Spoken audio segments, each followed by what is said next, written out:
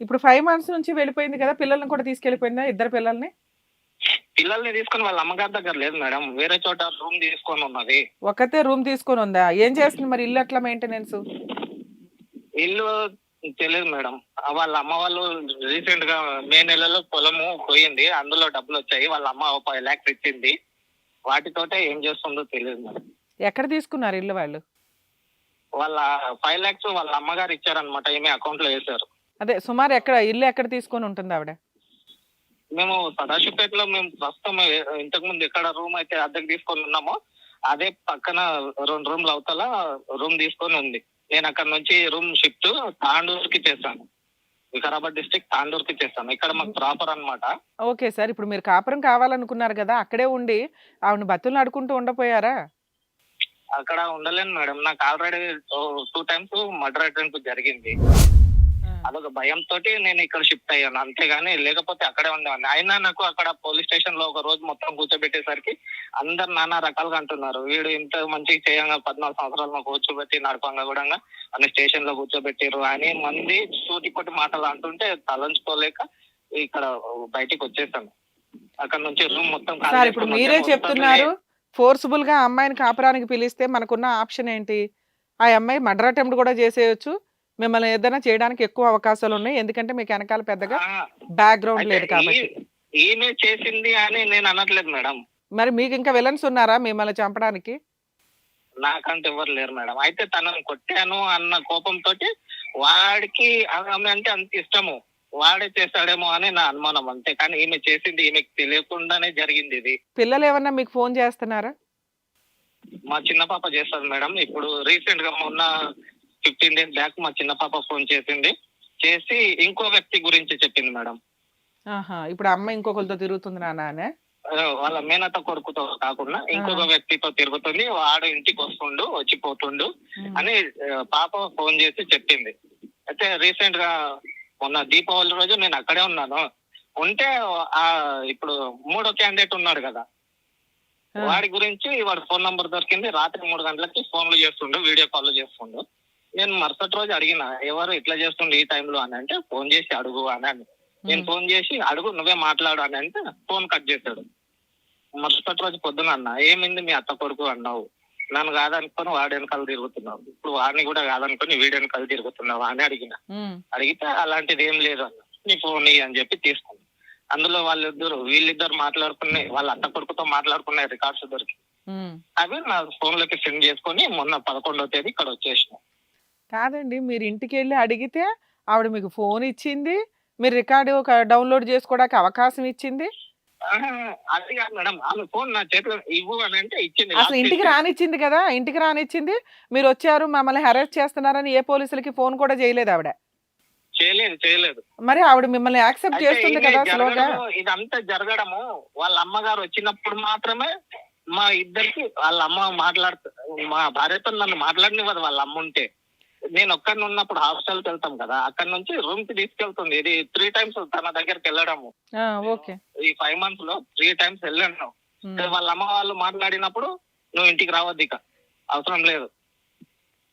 నువ్వు ఇక్కడ రా పిల్లల జీతాలు సరే అసలిప్పుడు ఏమైతున్నాయంటే" ఆ అమ్మాయి మిమ్మల్ని యాక్సెప్ట్ చేయకపోతే, ఇంటికి కూడా రానివ్వకపోతే మీరు మాట్లాడాలి. మీరు కాపురం అవునవును. నాశనం చేసుకుంటున్నది మీరిక్కడ పనిగట్టుకొని. మీకిప్పుడేం కావాలో అడగండి సార్? మేడం నాకు నా భార్యతో మాట్లాడి ఎవరి జీవితం నాశనం అవుతుంది అన్నదొక్కటి తనకి చెప్పాలి. వాళ్ళ అమ్మగారికి చెప్పాలి. ఆళ్ళ అమ్మగారికి ఒక్క నిమిషం సార్. ఆ అమ్మాయికి, వాళ్ళ అమ్మగారికి చెప్పాలి అంటే, వాళ్ళు కాపురం కావాలి అనుకోవాలి. వాళ్ళు అవును కౌన్సెలింగ్‌కి మేడం. రావాలి. వాళ్ళకి మీ అవును కాపురము మేడం. అవసరం లేదు, కౌన్సెలింగు అవసరంలా. మిమ్మల్ని కాదనుకుని వాళ్ళు ఇండివిడ్యుయల్‌గా బతుకుతున్నారు. ఆళ్ళ అమ్మకి కౌన్సెలింగ్ అవ్వాల్సిన అవసరం ఏ చట్టానికి లేదండి. వాళ్ళ కౌన్సెలింగ్ అమ్మకి తీస్ అవసరం లేదు మేడం. అ అస అస ఈమె ఈమెకైనా చెప్పాలి కదా అదే మేడం. అదే వింటున్నాను కౌన్సిలింగ్ వినండి. ఈమెకైనా కావాలి కదా! ఒక్క నిమిషం సార్. ఎవరి కాపురం నాశనం అవుతుంది, ఎవరి జీవితం నాశనం అవుతుందని వాళ్ళకి చెప్పాలండి అన్నారు చూసారా? అవును. మీ కాపురం నాశనమైంది, మీ జీవితం నాశనమైంది తప్ప ఆ అమ్మాయిది కాదు. మీరిది కొంచెం అవును రియలైజ్ మేడం. అవ్వాలి. మీరు కాపురం అవును. కావాలి అనుకుంటే, ఆవిడ ఏం చెప్తుందో అసలు ఆవిడ ముందు డోర్‌లు ఓపెన్ చేస్తుంది, ఇంట్లోకి రానిస్తుంది. మెల్లగా అవును. వెళ్ళిపోవాలా, ఆవిడ చెప్పిన కండిషన్స్ ప్రకారం మీరు ప్రొసీడ్ అయిపోతే, మీకు పిల్లలు, పిల్లలకి తండ్రి, మీకు భార్య ఉంటారు. మీరు పనిగట్టుకొని ఆవిడ క్యారెక్టర్ కనిపెట్టి ఆవిడని కంట్రోల్ చేయాలని చూడడం వల్ల ఆవిడ ఆల్రెడీ ఇండివిడ్యువల్‌గా వెళ్ళిపోయింది. ఇండివిడ్యువల్‌గా బతికి చూపిస్తుందక్కడ. మీరు కదా భార్య కావాలి, భార్య కావాలని టెన్షన్ పడుతున్నారు, ఎళ్తున్నారు. మళ్ళీ ఎవిడెన్స్‌లు చూసుకుంటున్నారు, మళ్ళీ పోటాడుతున్నారు, మళ్ళీ వస్తున్నారు. ఇంతలోకి వాళ్ళ అమ్మొచ్చి కాస్త ఆజ్యం పోసి వెళ్తుంది. మిమ్మల్ని ఎలా విడగొట్టాలా అని. అప్పుడు డబుల్ ఓపికతో, డబుల్ రెస్పాన్సిబిలిటీతో ఉండాల్సింది మీరే కదా! ఆ అమ్మాయి అవును ఏమి మేడం. డైవర్స్ ఇస్తాను అనట్లా. డైవర్స్ ఇస్తాను అంటే మనం టెన్షన్ పడాలి. మీకు ఆల్రెడీ డైవర్స్ ఇష్టం లేదు. ఆ అమ్మాయి కూడా ఇవ్వట్లా. ఒక ప్రాబ్లమ్ క్లియర్. అంటే 30% మీరు హ్యాపీ. రిమైనింగ్ 70% ప్రాబ్లమ్ సాల్వ్ అవ్వాలి. ఏం ప్రాబ్లము? ఎవరికి అవసరం కాపురం పిల్లలకి తండ్రి అవసరం ఉందా? తల్లి అవసరం ఉందా? అంటే పిల్లలు ఆల్రెడీ ముగ్గురు తల్లికి సపోర్ట్‌గానే నడుస్తున్నారు. అవును. ఇక మీకే కదా పిల్లల అవసరం ఉంది. కాపురం అవసరం అవును మీకే మేడం. ఉంది కాబట్టి మీరు తగ్గాలి ఫస్టు. మీరు తగ్గి ఈ కాపురం నిలబెట్టుకోవడానికి నాకున్న ఓపికేంటి? నాకున్న లౌక్యం ఏంటి? నాకున్న సహనం ఏంటి? అని మీరు చూసుకుంటే ఈ కాపురం నిలబడతది. ఎందుకంటే ఆ అమ్మాయి ఎక్కడికి రాదు. ఎక్కడ కౌన్సెలింగ్స్ తీసుకోదు. నీ మీద ఏ కేసులు వెయ్యదు. అవును మేడం. ఎందుకంటే మీ మీద ఏదైనా కేసులు ఫైల్ చేస్తే 498 డీవీసీ మెయింటెనెన్స్ కేసులు వేస్తే కనుక మీకొచ్చే ఆ పావలా సాలరీ కూడా పిల్లల మెయింటెనెన్స్‌కే వెళ్ళిపోద్ది. మీ ఆవిడకి మెయింటెనెన్స్ రాదండి. ఎందుకంటే మీ దగ్గర ఎవిడెన్స్ ఉన్నాయి. అమ్మాయి తప్పులు చేస్తుంది అని. అవును. కాబట్టి ఆవిడకి మెయింటెనెన్స్ రాదు. కానీ ముగ్గురు పిల్లలకి మెయింటెనెన్స్ అనేది ఆర్డర్ అయిపోద్ది కదా! మీకు అవును కాపురం మేడం. లేకపోగా, పిల్లలు లేకపోగా 3 కేసుల చుట్టూ తిరుగుతూ మెయింటెనెన్స్ కట్టుకోవాలి ఎదురు. మీకొచ్చేదేంటి విజిటేషన్ రైట్సు. అది ఇప్పుడైనా ఇస్తుంది ఆ అమ్మాయి డోర్ ఓపెన్ చేసి. మీరు హాస్టల్‌కెళ్ళి పిల్లతో మాట్లాడొచ్చు. ఇంటికెళ్ళి పిల్లలతో మాట్లాడుతున్నారు. సో, మీరు కోర్ట్‌కి వెళితే మీకొచ్చే రిలీఫ్ ఏదో మీకిప్పుడు ఇంటి దగ్గరే నడుస్తుంది. మీరు అడుగుతున్న మీ ఆవిడకి కౌన్సెలింగ్ అనేది ఆవిడకి అవసరం లేదు. మీకే అవసరం. మీరే రియలైజ్ అవ్వాలి. మీరే తగ్గాలి. మీరే ఎళ్ళాలి. సరే ఎళ్ళానండి. నేను తగ్గుతున్నానండి. నేనెళ్ళానండి. నేను పిల్లల కోసం మాక్సిమం ట్రై చేస్తున్నా. కానీ ఆవిడ అక్రమ సంబంధాలు ఒకదాని తర్వాత ఒకటి కంటిన్యూ అవుతున్నాయి. ఏం చేయమంటారు? అవును. ఆ అక్రమ సంబంధాలు ఉన్నాయి కాబట్టే మీ కాపురం స్పాయిల్ అయ్యింది. మీరు కావాలి అంటున్నప్పుడు అక్కడే ఉండి లౌక్యంగా వాటిని కంట్రోల్ చేయడం ఎలాగా అని చూసుకోండి తప్ప, బయటకొచ్చేసి ఆవిడకి అక్రమ సంబంధాలు ఒప్పుకోమనండి. ఇక నుంచి అలాంటి తప్పు చేయొద్దని చెప్పండి. అలా చేసి ఆవిడ కౌన్సెలింగ్ తీసుకోమనండి అని ఇన్ని కండిషన్స్ పెట్టే రైట్స్ మనకి లేవు. కాపురం ఎవరికి కావాలో వాళ్ళే తగ్గాలి. కాపురం ఎవరికి కావాలో వాళ్ళే వెళ్ళాలి. వాళ్ళే ఆవిడని ఓపికగా మార్చుకోవాలి. ఆవిడ ఏ పోలీస్ స్టేషన్‌కి వెళ్ళినా ఆవిడకి ఫేవర్‌గానే మాట్లాడతారు. తీసుకెళ్ళిన ఎవిడెన్స్‌లు మీరు కేసులు గెలవడానికి ఉపయోగపడతాయి. మీకు విడాకులు రావడానికి ఉపయోగపడతాయి తప్ప, ఆవిడకి మెయింటెనెన్స్ ఇవ్వకుండా కాపాడుకోవడానికి ఉపయోగపడతాయి తప్ప, కాపురం నిలబెట్టడానికి ఉపయోగపడవు. ఓ పక్కన మనం పిన్నిస్‌తో గుచ్చుతూ ఈవిడ క్యారెక్టర్‌లెస్ అండి అని, అయినా పర్లేదండి తూచండి, ఆవిడ మారిపోమనండి, నా దగ్గరికి వచ్చేయమనండి అంటే, ఆవిడేం బొమ్మ కాదుగా. ఇక్కడేం కోట్లకి, వీళ్ళకి, ఆళ్ళకి మాయలు మంత్రాలు ఉండవుగా. బ్రెయిన్‌లో ఆవిడ చెత్తంతా డిలీట్ జేసేసి మీకు అపురూపంగా తీసుకొచ్చి హ్యాండ్ ఓవర్ జేయడానికి. భర్త కావాలి అనుకుంటే ఆవిడ మారతది. భర్త వద్దు అనుకుంటే కేసులేస్తది. ఆవిడ ఈ 2 పనులు చెయ్యట్ల. కావాలి అవును. అనుకోని మారట్లా. వద్దు అనుకోని కేసులు వేయట్లా. ఆవిడ స్టాండర్డ్‌గా ఉంది. ఆల్రెడీ ఒకసారి మే నెలలో పోలీస్ స్టేషన్ పోయిర్రు. తర్వాత ఆగస్టు 16థ్ రోజు గుటంగా పిఎస్‌కెళ్ళిర్రు మేడం. ఆల్రెడీ నన్ను కొట్టి ఎలగొట్టిర్రు. "నువ్వు ఎందుకొస్తున్నావు నా ఇంటికి? కాబట్టి మీకున్న రావాల్సిన అవసరం ఆప్షను లేదు." మీరు వెళ్లి గొడవ పడుతున్నారు. వాళ్ళింటికి మీరెళ్లి న్యూసెన్స్ చేస్తున్నారు. వాళ్ళకిష్టం లేకుండా మీరెళ్ళటం వల్ల ఇదే మాట మాట్లాడతారు. మీరు న్యూసెన్స్ చేయకపోయినా వాళ్ళు ఇట్లాంటి ఎలిగేషనే పెడతారు. మీ మీద మీరు వెళ్ళినాక కంప్లెయింట్లు పెట్టారు గానీ, ఊరికే కంప్లెయింట్లు, కేసులు వేయలా. రెగ్యులర్‌గా అందరూ వేసినట్టు ఆ అమ్మాయి వేయట్ల. మిమ్మల్ని వదిలించుకోవడానికి ఆవిడ ఏ కేసులు వేయలా. అర్థమవుతుందా? అవును. మీకింకా అవును మేడం. టైముంది. పిల్లలతో మాట్లాడడం ట్రై చేయండి. ఆవిడతో కాదు. ఆవిడ క్యారెక్టర్‌లెస్ అంటూ ఆవిడే కావాలండి అనటం బాగోదు. ఎందుకంటే రేపొద్దున ఫైటింగ్ చేయాలి అంటే ఇబ్బందవుతది. ఆవిడ క్యారెక్టర్‌లెస్ అని మీ దగ్గర చక్కటి ఎవిడెన్స్‌లయితే ఉన్నాయి. వాటిని అవును. వాడుకుంటారా? వాడుకోరా? మీ ఇష్టం. ఇవాళ కాకపోతే రేపైనా మీరు వాటిని యూజ్ చేసుకోవడానికి అవకాశం ఉంది. ఇప్పుడు మీకున్న ఆప్షన్ ఏంటి? పిల్లలతోటి కాస్త లైఫ్ గెట్ ఆన్ చేసుకుంటూ, వాళ్ళతో మాట్లాడుకుంటూ, వాళ్ళు మీ వైపు తిరిగేలాగా చూసుకోండి. పిల్లలందరూ కూడా 5 ఇయర్స్ దాటిన పిల్లలే కాబట్టి, మేము డాడీ దగ్గరే ఉంటాము అంటే కనుక అవును. ఏ కోర్టు ఆపదు. ఇప్పుడు హాస్టల్‌లో ఉన్న పిల్లని మీ వైపు తిప్పుకొని మీ ఇంటికి తీసుకెళ్ళిపోవడానికి చూడండి. వచ్చేస్తది. ఆ అమ్మాయి పోలీస్ స్టేషన్‌కెళ్ళి అవును. కంప్లెయింట్ ఇచ్చిందనుకోండి, పిల్లని అవును. అడుగుతారు. అవును. మీకు డాడీ ఇష్టమా? మమ్మీ ఇష్టమా అని. డాడీయే ఇష్టం, డాడీ దగ్గర ఉంటానండి. అమ్మ మంచిది కాదు అంటే, ఏ కోర్టు, ఏ పోలీసులు ఏమి చెయ్యరు.